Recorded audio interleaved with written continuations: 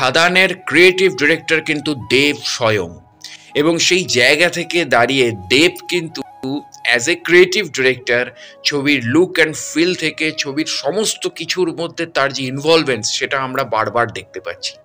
সে রথিজিৎকে নিয়ে এসে music direction করানো এবং রথিজিৎকে দিয়ে গানটা গাওয়ানো, ও অসাধারণ গান হয়েছে ভাই। রথিজিতের মানে একটা রথিজিৎ এতদিন ধরে জি বাংলা সারেগামাপার মঞ্চে সে একজন মিউজিক মেন্টর ছিল, সে এত কম্পিটিটরকে তৈরি করেছে এবং সে নিজে একটা সময় সারেগামাপার চ্যাম্পিয়ন। সেই রথিজিৎ যেন এতদিনে কোথাও যেন রথিজিৎ তার যোগ্য জায়গাটা পেল। এবং এই যে কিশোরী গানটা কোথাও আমার খুব ভালো লাগলো, সত্যি খুব ভালো লাগলো। আমি দেবের নিন্দা করি কি দেবের প্রশংসা করি সেটা ম্যাটার নয়, গানটা আমার দারুণ লেগেছে। গানটার সুর, গানটার প্রেজেন্টেশন, সাউথ ইন্ডিয়া এসব বলে লাভ নেই, অনেকেই অনেক কথা বলবে, গানটা নিজে একটা সাবজেক্ট হয়ে গেছে এবার। এই গানটার যেন দরকার ছিল, বহু বছর ধরে বাংলা ইন্ডাস্ট্রিতে খুব একটা হিট গান, মানে কান ছুঁয়ে যাওয়ার মতন একটা গান আমরা পাচ্ছিলাম না। কিশোরী গানটা কিন্তু, আমি এই কিশোরী গানটাকে অনেকটা সেই মানে পুষ্পা 1-এর শ্রীভল্লি গানটার মতনই তুলনা করব, কানে লেগে থাকা সুরটা। তো কানে লেগে থাকলো সুরটা, এবং তার কম্পোজিশন রথিজিৎ ফাটিয়ে দিয়েছে। রথিজিৎ যেন কোথাও, রথিজিতের এই কম্পোজিশনটা শুনতে শুনতে আমার কোথাও মনে হচ্ছিল যেন মানে খুব আবেগী হয়ে গেছিলাম, কারণ কম্পোজিশনটা খুব ওয়ার্ল্ড ক্লাস কম্পোজিশন করেছে রথিজিৎ, ওয়ার্ল্ড ক্লাস কম্পোজিশন করেছে। এবং রথিজিতের জন্য এটা ক্ল্যাপ, যে রথিজিৎ যদি রেগুলার মিউজিক ডিরেকশন এবার চলে আসে তাহলে কিন্তু সত্যি আমার মনে হয় বাংলা গান এবং বাংলা সিনেমা দুটোই সমৃদ্ধ হবে। রথিজিতের এটা করা উচিত, এবং রথিজিৎকে নিয়ে প্রোডাকশন হাউসদের এবার ভাবা উচিত। এবং তার সাথে সাথে রথিজিৎ গানটাও দুর্ধর্ষ গেয়েছে। এবং তার সাথে সাথে ডিরেক্টর রিনোর কথাও বলবো, যে ডিরেক্টর মানে তার নিজের ড্রিম প্রজেক্ট হিসেবে এটাকে যেভাবে প্রেজেন্ট করছে, একটা ডিরেক্টরের তো অনেক স্ট্রাগল করে তাকে চলতে হয়, অনেক অনেক কষ্টের পর সে একটা সিনেমা পায় আমাদের বাংলা ইন্ডাস্ট্রিতে।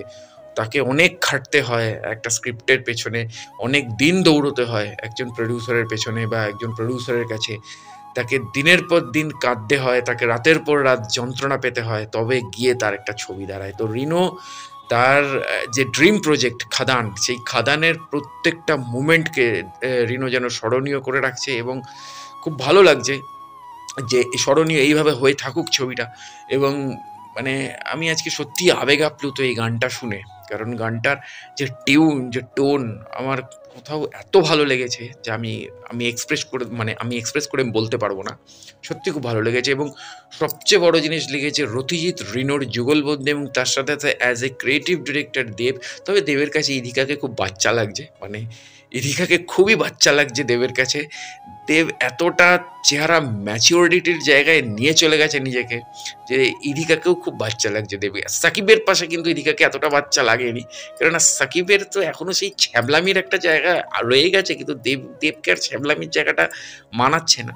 তো সেই জায়গা থেকে দাঁড়িয়ে দেবের পাশে ইধিকাকে ঠিক অতটা মানে বাচ্চা বাচ্চা লাগছে।